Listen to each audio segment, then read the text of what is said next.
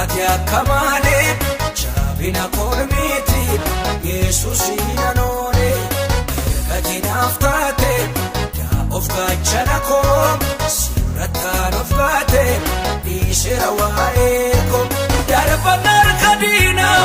kuufati akka malee jabina kormiti Yesus inanone erga naaf taate yaa of gaachana koo sirrattaan of gaate dhiisera waa'ee koo sinanone darbannaa diinaa chachabu naatti tolta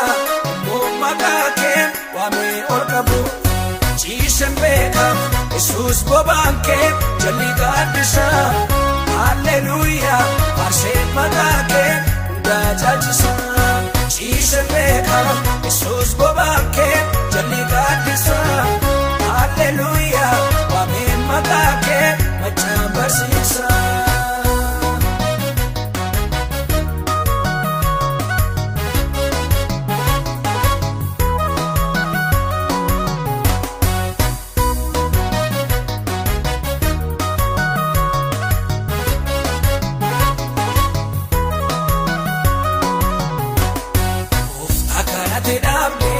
Maalumatu buqqisaan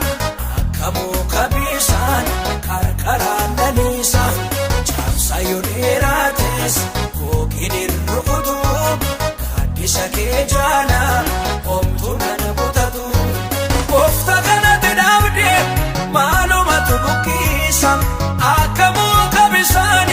qarqaraan laliisaan caamsa yoo dheerates kookiin irrukutu gaaddisa kee jala homtuu nan butatu sinanone darbannaa diinaa dhufee chachabu naatti tolta maqaa kee waamee ol qabu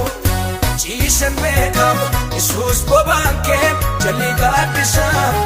halleluuyaa faarseen maqaa kee hundaa caalchisa ciisen beeka Yesus bobaan kee jalli gaaddisa halleluuyaa waamee maqaa kee machaan barsiisa.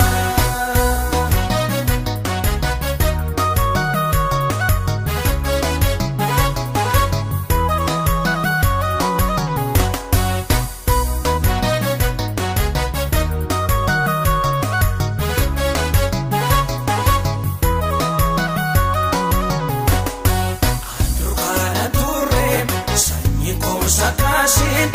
Yesus tola fide asmitiin godhashi kanani ol qabe maaltu baaddeebisaan akkas godhee gooftaan diina yellaasisa durkaana turreeme sanyii koo sakaasin Yesus tola fide